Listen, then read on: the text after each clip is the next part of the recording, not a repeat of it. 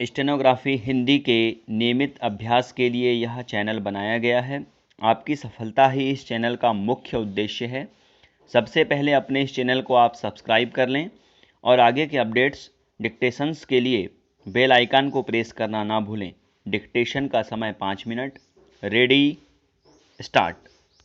उपाध्यक्ष जी, इस सदन के सामने विदेश मंत्री ने जो यह संविधान संशोधन विधेयक प्रस्तुत किया है, इसका मैं हृदय से समर्थन करता हूं।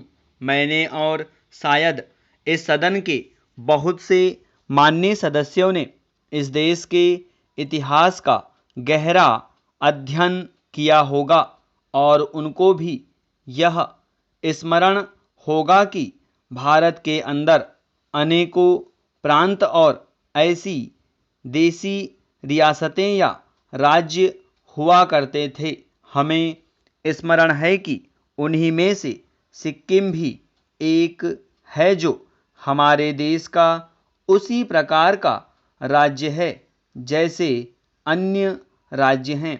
लेकिन इतिहास इस बात का साक्षी है कि जो हमारे देश का एक अंग था, जिसकी लगभग 1 लाख जनता ने हमारे साथ मिलने की इच्छा प्रकट की थी, उसको पिछले 27 सालों में उन मौलिक अधिकारों का प्रयोग करने का अवसर नहीं मिला जिनका अधिकार उनको 1947 के बाद और विशेष रूप से 1952 के बाद, जब हमारा देश गणराज्य बना था, मिलना चाहिए था। आज इतने सालों के बाद फिर हमारे देश के इतिहास में ऐसा निर्णय करने का अवसर आया है जो कभी भुलाया नहीं जा सकता।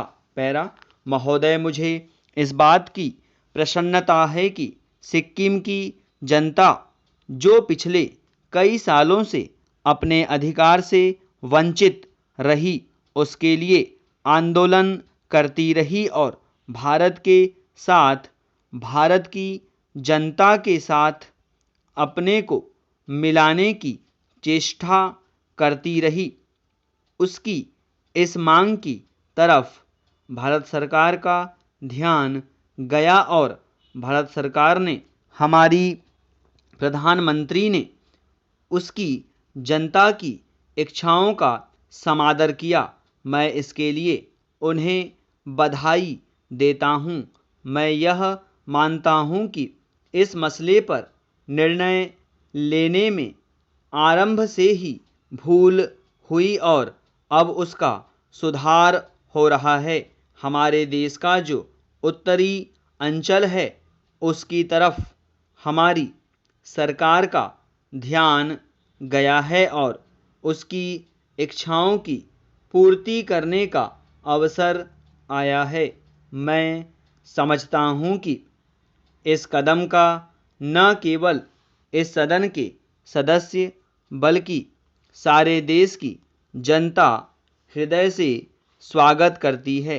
पैरा मान्यवर, मैं यह भी निवेदन करना चाहता हूं कि सिक्किम राज्य की जनता की इच्छाओं का मान रखने के बाद हमारे देश के ऊपर एक बहुत बड़ा उत्तरदायित्व आ गया है।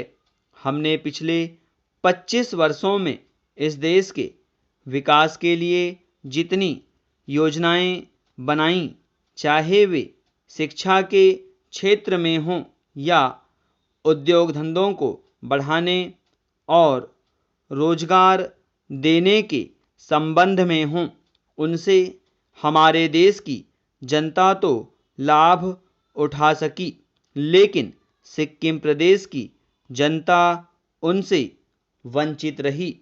अब समय आ गया है कि जब हम अपनी योजनाएं बनाते समय सिक्किम का विशेष ध्यान रखें। पैरा इस अवसर पर मैं यह भी स्पष्ट करना चाहता हूं कि सिक्किम के राजा की जो भी नीति हमारे प्रति रही हो उसकी ओर हमें विशेष ध्यान देने की आवश्यकता है। इस महान देश में बहुत से लोग गलतियां करते रहे हैं, लेकिन मैं समझता हूं कि उनको सही रास्ते पर आने का अवसर देना चाहिए। स्टॉप। अब अपने लिखे गए डिक्टेशन को 5 मिनट या इससे कम समय में पढ़ने का अभ्यास करें।